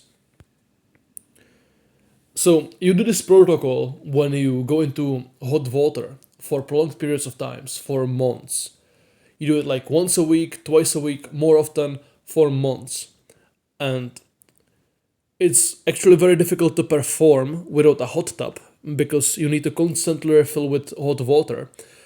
While hot tubs just have one temperature and it stays on that temperature, which makes the protocol a million times easier to do. Or you could perhaps do like hot springs, like natural hot springs, which are 39 to 42 degrees hot. Now, this was by no means full breakdown of the protocol. I will do another episode on that if you ever want to. But why did I talk about it? It's because he and his clients, that is John's Wonder Planets and his clients, claimed that after undergoing the protocol, they had way more energy and slept less hours because they got rid of the hardened seed oils in their lymphatic system after they performed this kind of a protocol. It was claimed that some of the people only had to sleep from like 5 to 6 hours in total after undergoing this protocol. So, if this is true, then we all literally sleep 2 to 4 hours more every single night of our life than we are supposed to because our lymphatic system is blocked from our parents feeding us candy and McDonald's when we were young.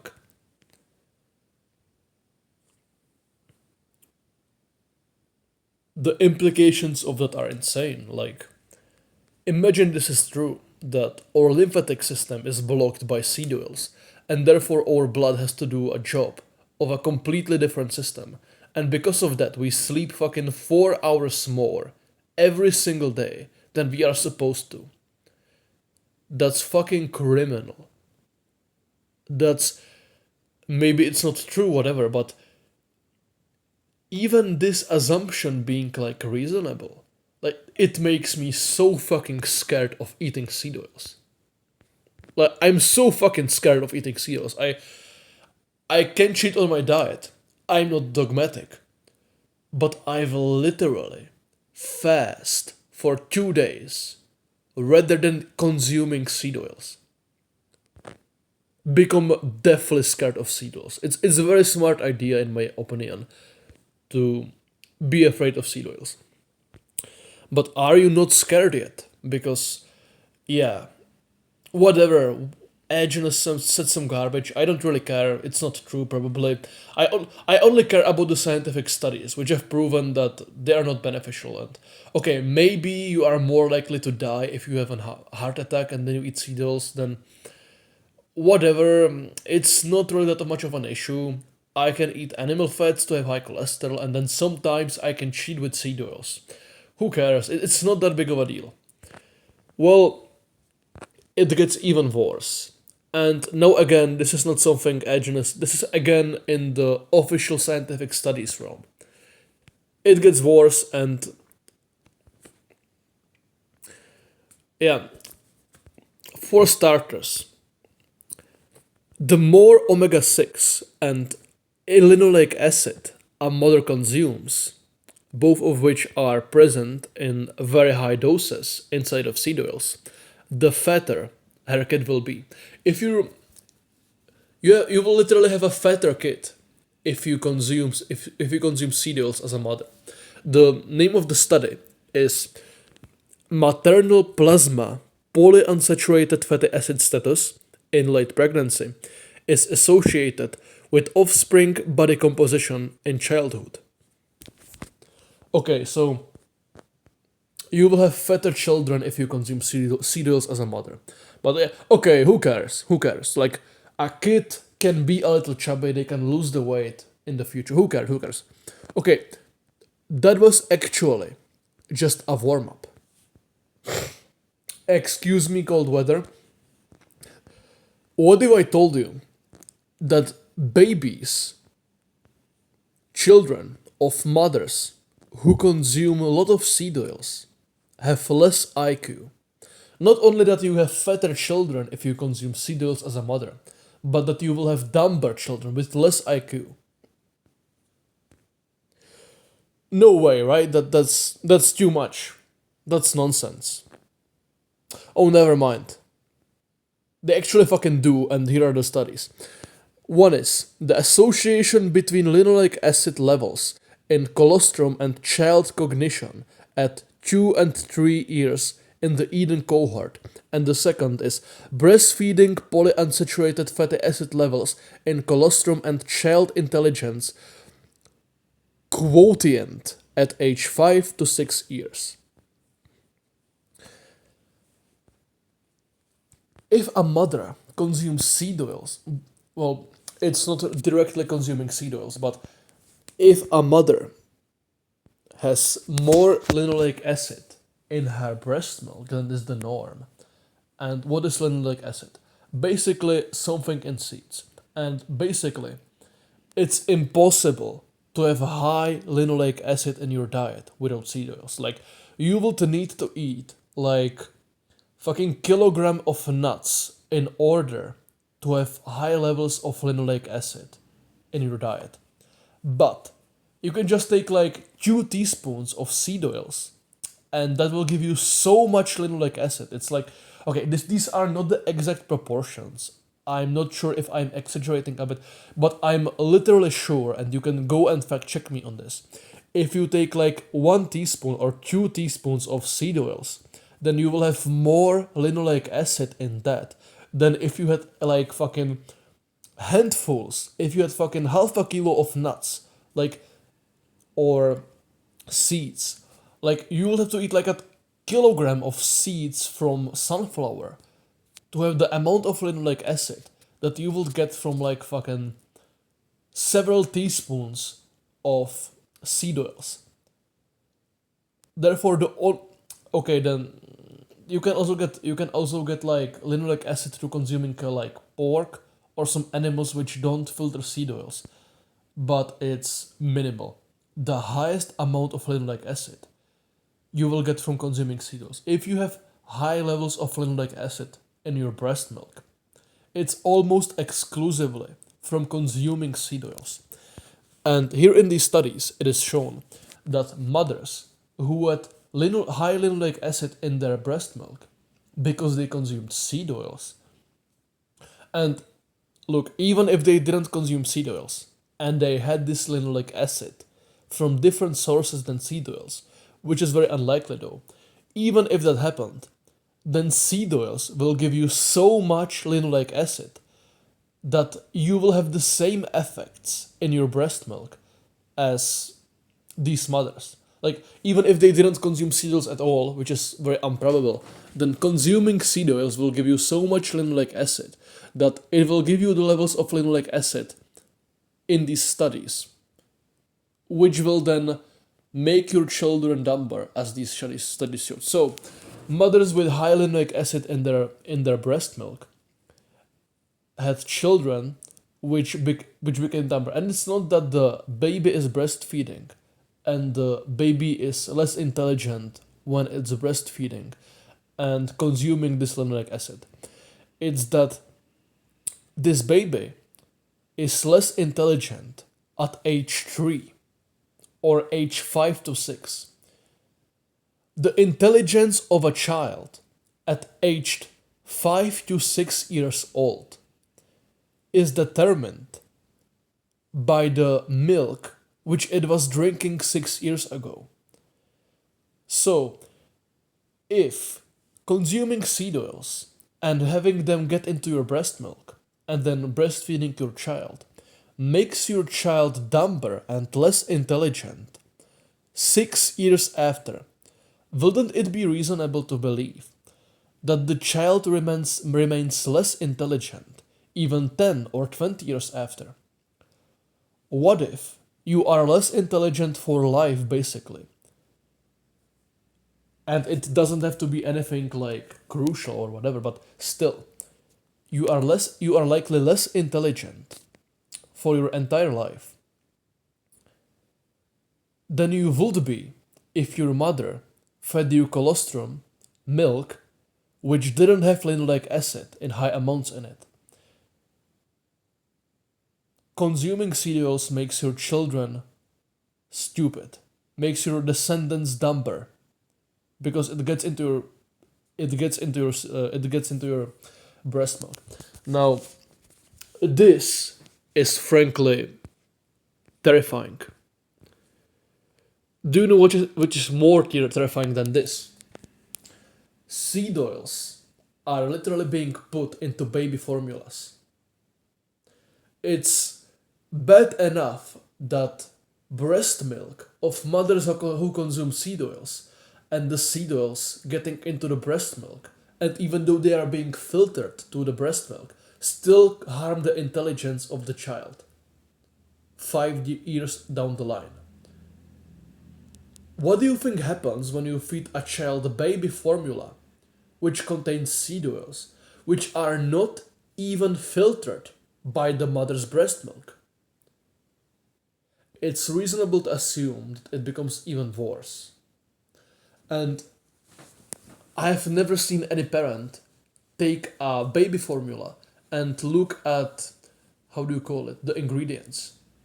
Like, I know a lot of people who couldn't breastfeed because either they cannot breastfeed because they eat a shit diet, or their baby doesn't want to breastfeed. And my theory is because when you are on a shit diet, your breast milk tastes like bad. Like, this is going to be I can talk about it. It's going to be a refreshing change of topic, but I've seen a video of people blind testing milk from various animals, like pig milk, dog milk, camel milk, cow milk, etc. And people were testing these milks and trying how it tastes, and they didn't know the animal of which the milk belonged to.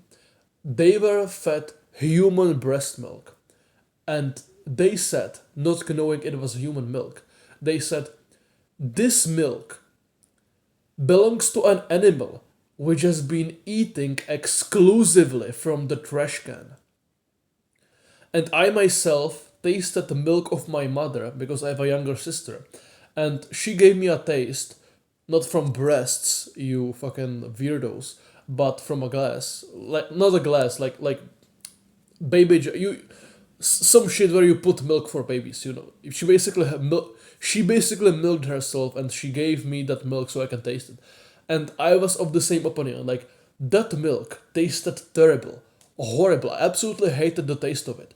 And she was like, well, it's because you are not used to human milk, you are used to cow milk, so you like raw cow's milk, but not raw human milk. That's bullshit, because whenever I consume like sheep milk, or goat milk, or milk of any animal, which milk I didn't have in the past, so it's animal which milk I'm absolutely not used to, then I still love it. I'm not used to sheep milk. I never had it. I have sheep milk one time, and it tastes great. So, if I can appreciate the taste of milk of an animal which I've never had in the past, then I'm sure I can appreciate the taste of human milk, even though I'm not used to it, especially if human milk is meant for humans. Sheep milk is meant for sheep, and cow milk is meant for cows. Yet both of these milks taste great. Yet human milk, which is meant for humans like me, especially from my mother, milk from my mother, which is literally meant for descendants of my mother. I had that and I hated the taste, even though the milk is literally meant for me, meant for my genes, and I hated it. Why? Because when you eat a shit diet, then your milk will very likely taste like shit. And I knew no woman who could breastfeed, but their children literally refused to be breastfed, probably because their milk tasted like shit. And when you take a formula which was made with fucking seed oils and drugs and whatever, then it's garbage. But I can understand that maybe this formula tastes better than human breast milk. Maybe. But the problem is that most parents who cannot breastfeed or are unhealthy and therefore have shit tasting milk which their babies don't want to drink, which is like pathetic. If you're a mother and your baby doesn't want to drink your own breast milk, then that's sad. I will be incredibly depressed if my baby didn't want my own milk. You carry a baby in for 9 months inside yourself, and then your baby doesn't want to drink your breast milk. Like, mother breastfeeding her child is it's like the basis of life. It's like the most basic and beautiful human thing ever. And your baby refuses to do that because of, like, okay, I don't want to be like aggressive and ignorant. Maybe there is someone who lives a healthy life and their baby doesn't want to be breastfed, even though they are trying very hard. In that case, I apologize if it's not your fault, but the trend I see is people who absolutely do not care about their health at all, have shit lifestyle and shit diets, and therefore their milk tastes like shit and their babies don't want to drink it. And these people then go and buy baby formulas, which very likely have seed oils inside of them, which very likely make their children less intelligent, as shown with the breast milk, which contained linoleic acid, than formulas which contain seed oils with linoleic acid, which are not even filtered through the breast milk. They are probably way fucking worse. Okay, that was refreshing. Breast milk pause in the seed oil presentation. Yeah, that was fun. I enjoyed that. So, let's look at the rundown. Let's look at the summary of this podcast. I will talk about point. I'm not going to pretend like I'm summarizing. I will be reading it from my notes, okay? Consuming seed oils doesn't prevent heart disease, as shown by scientific studies. Consuming seed oils as majority of the fat in your diet makes you miss out on cholesterol, which increases your testosterone, hormonal health, feeds your brain and your nervous system's protective myelin sheath, both of which are made mostly of cholesterol. Yeah, your brain is made out of cholesterol. It has fuck ton of cholesterol, and eating brain, you will get a fuck ton of cholesterol. You will get if you eat fucking half a kilo of brain, you will have literally 1 gram of cholesterol. 1 gram. That's a fucking lot. A piece of brain, small piece of brain is 20 egg yolks. It has a lot of cholesterol. And then all of your nerves, they are coated in protective sheath, which is made out of myelin. Basically, your nervous system is shielded by myelin, and this myelin sheath is made mostly out of cholesterol. So yeah, cholesterol makes your brain and nervous system work better, and it makes you produce testosterone and hormones. And if you eat majority of your fats from animal foods, then you will have a bunch of cholesterol in your diet. You basically want to have cholesterol at all times. You want to consume it all of the time. You want to consume cholesterol all of the time to fix your to support your hormones and your brain.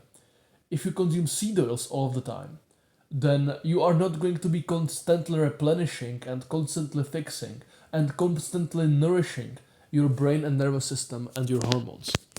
You miss out a lot if you don't consume diet based on animal fats, if you don't consume a lot of cholesterol on average. But that's not all. It also makes you miss out on a lot of fat-soluble vitamins like A, D3, K2, and etc. that you need for attractive facial development and puberty, which you will be getting if you ate animal fat instead of seed oils. Because you probably heard about it, the Weston A. Price study, when people living in tribes were eating a fuck ton of animal fat. Basically, animal-based diets. There's a book about it, Weston A. Price, Nutrition and Physical Degeneration. He went all across the world. He found native populations living in tribes, eating high-fat, high animal fat, high animal food diets, and they had perfect facial development, health, and everything. And then these guys from the same tribes, the same genes, went to live in white society, and they consumed less animal fats. They consumed more carbohydrates than fats, basically grains, canned foods. They stopped consuming fuck ton of fat, and they had worse skeletons and worse facial development. They had crooked teeth, smaller jawlines, smaller skulls. Basically, they were less developed and less healthy. And Weston A. Price analyzed the diets of the Europeans and of the native tribes and of the Europeans with whom the people from native tribes started living. And he found that the biggest factor in the difference is that the traditional diets had way more fat-soluble vitamins like K2, A, D3, lot more D3 like from the sun, but you also get it if you eat a fuck ton of fat. Basically, you need animal fats to have good facial development during puberty. And if you grew up eating seed oils, then you will not look as good as you would if you ate a fuck ton of cholesterol. And basically, if you ate butter and egg yolks and cream and stuff like that every time you eat any fat instead of cholesterol, then not only you will be eating less seed oils and whatever, you will also be nourishing yourself with these vitamins and cholesterol. Like, I don't know how should I stress this point, but you should be consuming cholesterol and these animal fats, which contain all of these beneficial compounds, all day long, every single day. It's not like something you need to consume one time a week to check it off. It's something that the more of it you consume in the higher volume and frequency, like the more of it you consume in a meal, and the more often you consume animal fats, the more often, then the better you will be off in your development and your health. Also, if you have more cholesterol, then you have more testosterone, and again, that makes you develop a better, more attractive jawline, wider shoulders, stronger bones, taller, stuff like that. And when you eat seed oils, when you live in a society, when you eat seed oils, like you make pancakes and you fry them on seed oils instead of frying them on lard. You eat, I don't know, fucking bread or cookies which are made out of margarine or seed oils instead of butter.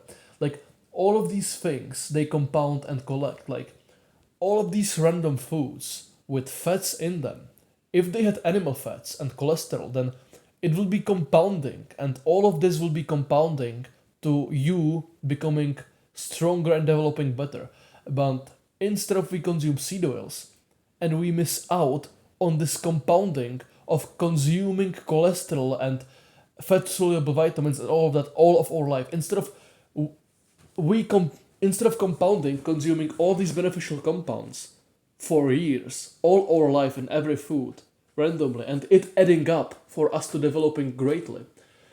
We don't compound anything. We just get seed oils, which are just empty calories without anything. We miss out on a lot when we consume seed oils. And it's worthless because there is no benefit to consuming seed oils because, as I told you, it doesn't prevent heart disease or anything. That's not scientific to believe in. It's science proved it's the other way around.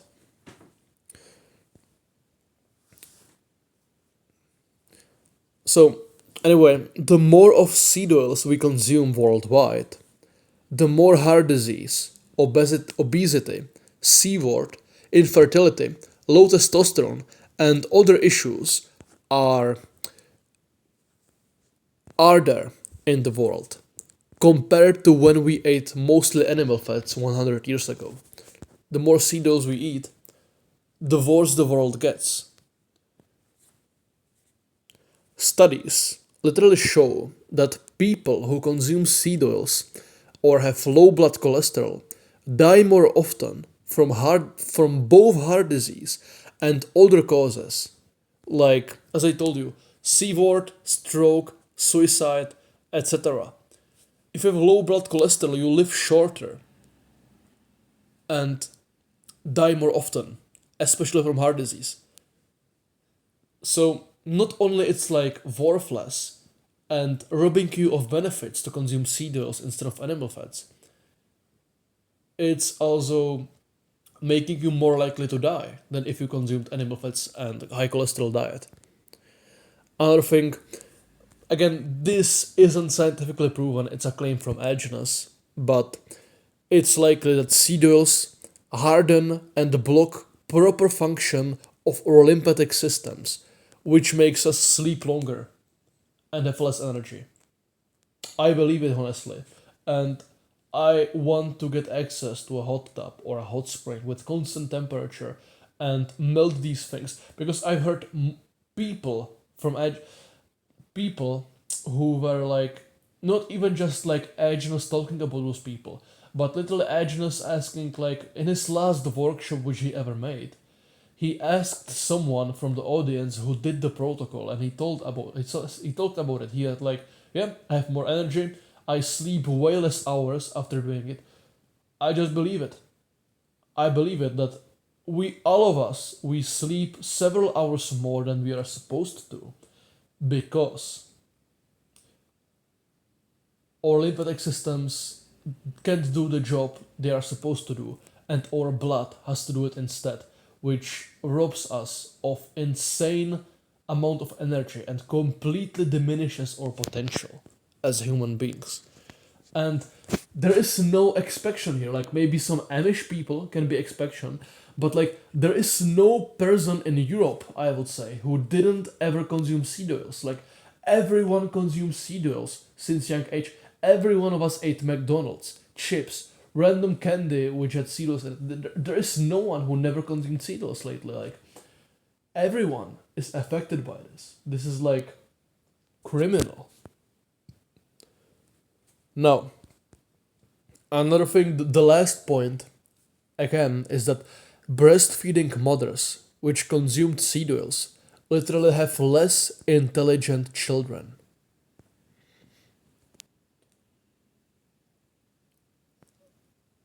Children being fed colostrum from mothers who ate seed oils or had linoleic acid, high linoleic acid in their breast milk, which is literally achievable by consuming seed oils. Then the babies develop in a way that they are less intelligent even 6 years down the line, and most likely 10, 20 years down the line, they are less intelligent than they would be if their mothers didn't consume seed oils, because the linoleic acid affected the breast milk which they consumed, and the breast milk which they consumed in their early age shaped the development of their brain.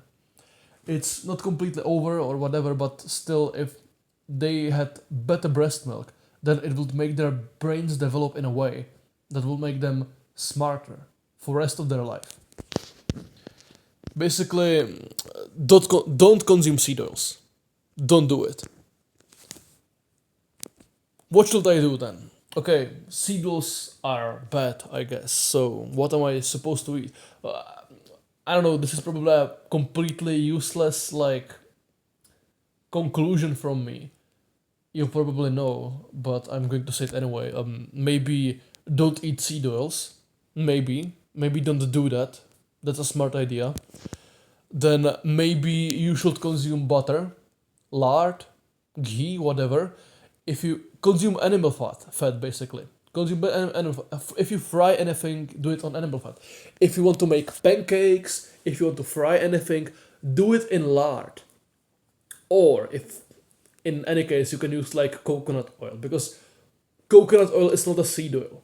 You don't get it from a factory process of fucking up like million seeds in a pressure reactor with hex and what. No, you get coconut oil by like fucking squeezing coconuts and then like I don't know fucking putting them in a jar. I don't know how coconut oil is made, but you can make like cold pressed coconut oil. So you like squeeze a coconut and you have fucking oil from it or something. I don't know, something like that. So also there is no linoleic acid in coconuts. It's completely different process. Plus, coconut oil is a saturated fat similar to animal fats in the way that saturated fats are solid at room temperature, like butter and lard, they are solid. While seed oils, they are polyunsaturated fats, which are liquid at room temperature. It's complete different thing biochemically or whatever. So if you want to fry anything, then use coconut oil or lard or butter or ghee or something like that. If you want to cook or anything, make cookies, anything, use coconut oil. Or I mean, sorry, animal fat or coconut oil. Coconut oil is not harmful like seed oils, but still you will not get the benefits of fat soluble vitamins and cholesterol which you will get from consuming animal fats. So consume animal fats. If you do anything with frying or whatever, do it on animal fats. If you consume a raw animal based diet, like you eat raw meat, you don't cook basically, you eat raw meat and stuff, then consume raw animal fats. Consume raw beef sweat, consume raw butter, raw cream, what. Bro, if you eat raw meat, then there is no fucking chance you eat seed oils and that you need me to tell you what kind of animal fats to eat. Lol. So let's talk to the people who don't eat raw meat. If you cook stuff on fats, then use animal fats, obviously. But you can too benefit from consuming raw animal fats. They are better than cooked animal fats because more of the nutrition is intact. So if you can like get raw cream from raw milk or get raw butter from raw milk or eat raw egg yolks inside of whatever, consume raw milk, whatever. If you eat animal fats raw, it's better. Now, raw or not, the better the quality of your fat, the better. Like, if you can, try to not consume raw butter from the supermarket, but consume like sorry, not raw butter because you don't get raw butter in supermarket. Instead of consuming like butter, pasteurized butter from supermarket or lard from supermarket, then maybe go into some farmer store and buy butter from a farmer because butter from a farmer, like from free range cows, will have much more nutrition and be much healthier to consume than butter from cows which live in a factory where they just sit on one place, are fed garbage and live under artificial lighting. You want butter and lard from animals which were outside in sunlight from some farms. The higher quality of the animal, of the source, the better. I believe there were even like studies that farmer grown foods like butter and lard had more vitamin D and other minerals and well, vitamin D is not a mineral, sorry, other nutrients than store bought butter and lard and stuff like that. You understand that? Yeah, whatever.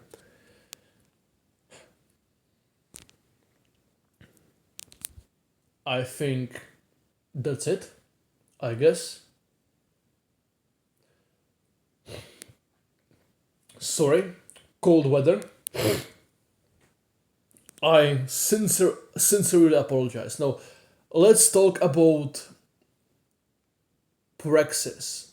Like, let's say you are not the owner of your own house. Like, you are not a parent or someone with your own house. You are a child who is being fed by your parents. Like, you don't get the control about what your parents cook from.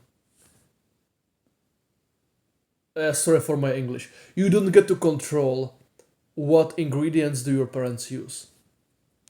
I didn't prepare this, but I didn't prepare this, so I'm not going to give really good advice. I didn't think about it. I'm just trying to think about it right now. But like, if you live with your parents, then I don't know. Try to talk with them. Ask them if instead of using seed oils, they can use like lard or butter or something. And you can like you can like ask me on Instagram or Telegram for scientific studies which show that people who consume seed oils are more likely to die of a heart attack. Or you can just talk to them. This is easy to remember, the Minnesota Coronary Survey. And you can tell them that people ate the same foods, live in the same facility. Only difference was seed oils versus animal fats.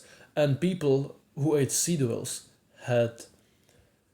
were basically dying more often. Or you can tell them that there is no scientific study showing that having high blood cholesterol is going to make your coronary heart disease incidence more likely. Or you can tell them that you need cholesterol to make all hormones, including testosterone.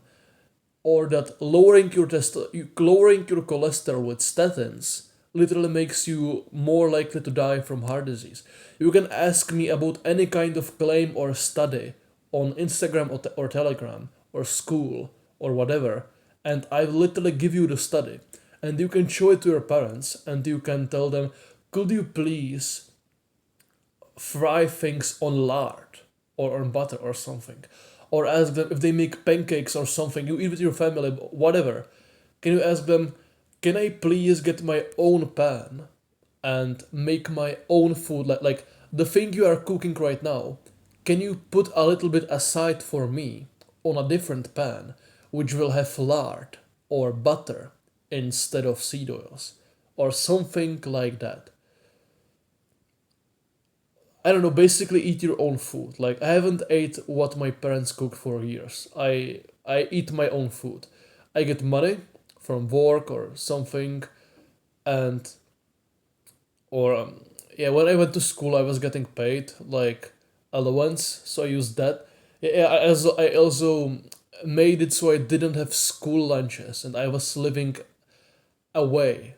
Basically, I wasn't living with my parents. I was in school and I didn't even have the school food. So I was getting paid to get my own food in that studying. So I had it easy. If you can make it in a way that you can make your own food or eat your own food or make some deal with your parents. But I would advise to not consume seed oils because you have to eat what your parents make and they just happen to do something with seed oils. I would advise to not simply eat whatever they make in your school cafeteria. I don't know, put some effort to take back, like, you are eating the food. It's going inside your mouth, inside your body. You are creating cells out of the food that you are eating. It's literally going inside of your body. So you should be able to literally make a choice about what you are eating. Similarly to who are you sleeping with. Like, you wouldn't sleep with a random person you don't want to sleep with just because they are around. Then why the hell would you just be like, you would just eat random food that you don't want to eat just because they make it in school or because your parents cook it? Oh yeah, it's there, so I guess I have to eat it. You can find a way around it. I believe you. So, how long 2 hours. If there is a one single person listening to this, which made it to the fucking end, then I'm humbled. Like, I don't believe anyone made it this far. If anyone made it this far, then I don't know. You can write something in the comments. You can write like, it would be very funny if you wrote something in the comments and I seen that someone actually listened to me yap about pseudos and scientific studies for 2 hours. If you've made it this far, then I don't know, write down, I don't know, some funny word. Give me a few seconds. I will think of some funny word you can write down.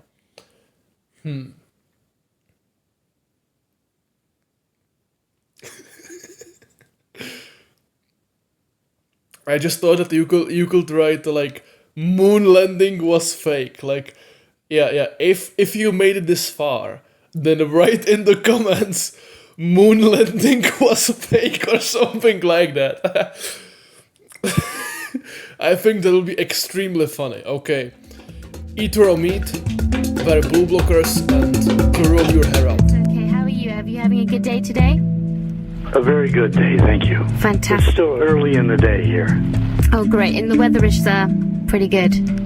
It's sunshiny today in a clear sky.